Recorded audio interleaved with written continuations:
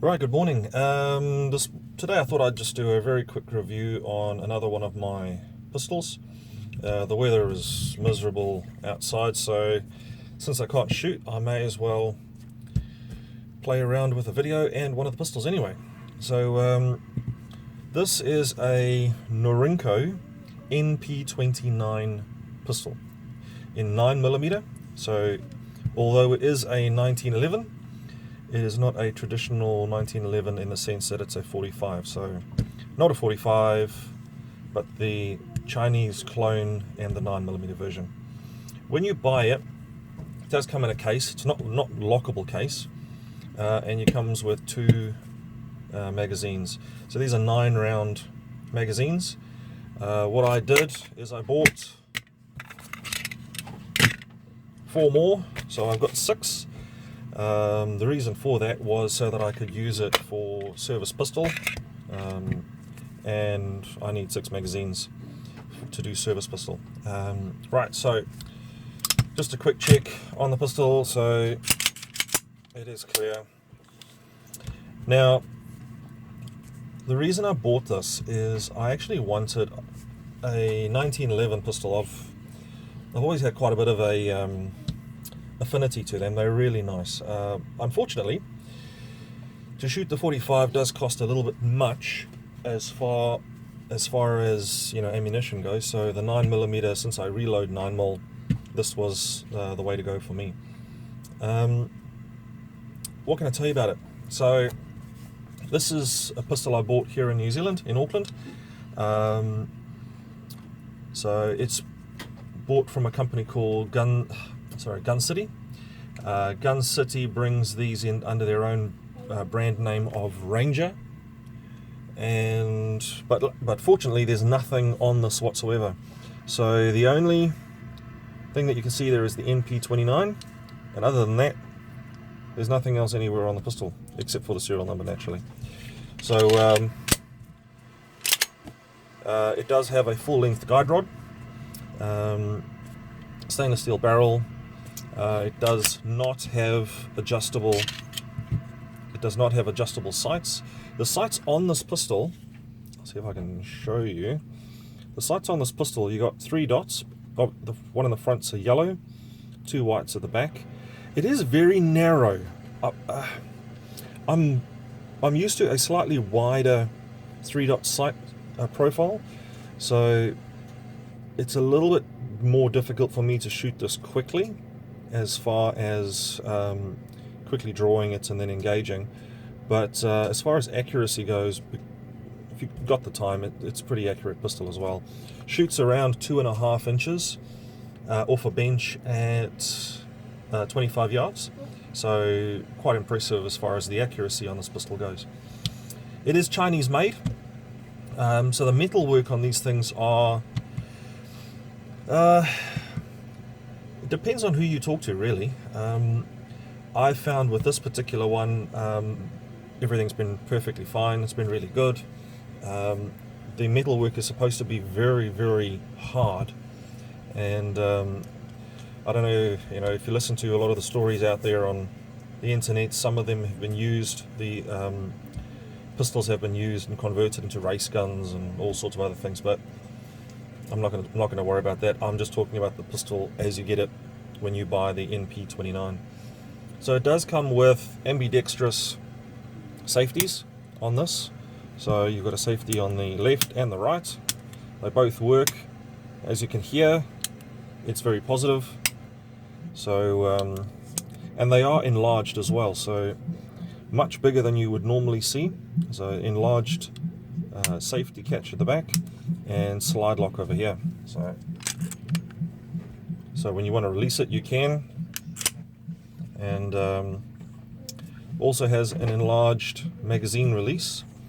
Do you need it? I don't know, to be perfectly honest. How does it work? It is extremely positive as far as drop-free mags. Doesn't matter which one you use, they release quite quickly. It has a very, very slight bevel here on the magazine well, but not very much. The grips that you get with the pistol are these black rubber grips. I didn't like the way they felt and didn't like the way they looked, so I changed them out to these wooden grips. I decided to keep with the theme of the pistol, so what I did, since the pistol is from China and it's rather inexpensive, I ordered these from China as well. So these are also fairly inexpensive.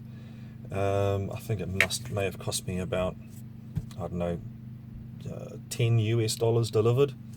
And all I did is put some true oil on the grips to just seal them up so water and moisture doesn't get in there. Right, so that's pretty much it really. What else can I tell you? Reliability. Actually, let's go to reliability. So I have had a couple of issues with this pistol. The first one was the extractor on the pistol. I let somebody use the pistol and they were using I think it was Tula or Barnell steel cased ammunition, and when I got the pistol back it wouldn't extract. So for some reason, and I don't know if it was the ammunition or maybe it was the extractor that might not have been tensioned properly from the factory, it just wouldn't extract anything afterwards. So I retensioned by bending the extractor, and it's working perfectly now. So 100% reliability as far as extraction is concerned now. The one thing I have noticed is with my reloading, I was using Federal primers. I don't have any of them anymore. I was using Federal primers, and then I changed over to, where are these things? Yeah. I changed over to CCI pistol primers, and as soon as I did that, I was having light strikes with these primers. So this particular pistol does not like these. So if you're reloading, I'd recommend that you find a softer primer. It just didn't want to actually, didn't want to fire them. So the other option that I've got is, and something I'm going to do this afternoon, is I'm going to order a heavier mainspring and see if that maybe changes the issue I have with light strikes. It is a great pistol. It's not what you would consider very well finished. Internally inside this pistol, you can see a lot of tooling marks. So as far as tooling is concerned, inside, if you want a pistol that's pristine, don't buy these. If you want a pistol that's going to be functional, if you want a pistol that you are not going to feel sorry for banging around, scratching up, that's what you want to get. Accuracy wise, it's fine. Reliability, obviously the extractor I had an issue with, but if you check that your extractor is tensioned properly and use decent ammunition with decent primers, you'd be fine. Other than that, I can't really tell you much more other than it's a great pistol. It's done me really well, and I've been more than happy shooting with it. So obviously there's a lot of aftermarket parts out there for them, and the world's your oyster really if you want to do modifications and adjustments to it. But other than that, what can I say? I did polish it up a bit. So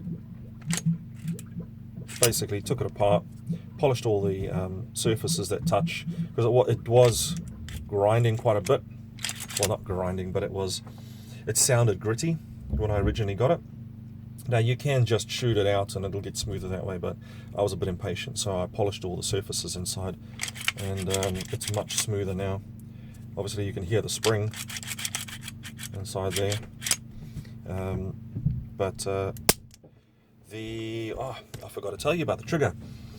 So obviously single action trigger.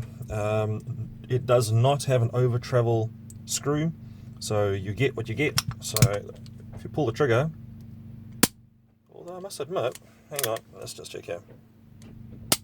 There's not exactly much in the line of over travel anyway, so not a big deal. It is heavy though.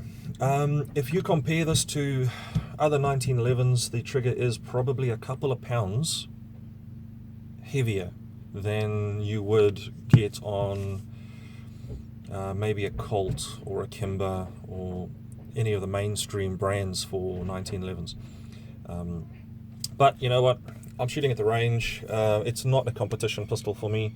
It's something I use for a bit of fun, and yeah, for that purpose, just at the range, it's perfectly fine for me. Yeah, so that's pretty much it. I'll leave that at that point. So yeah, awesome. Have yourself a great day. Cheers.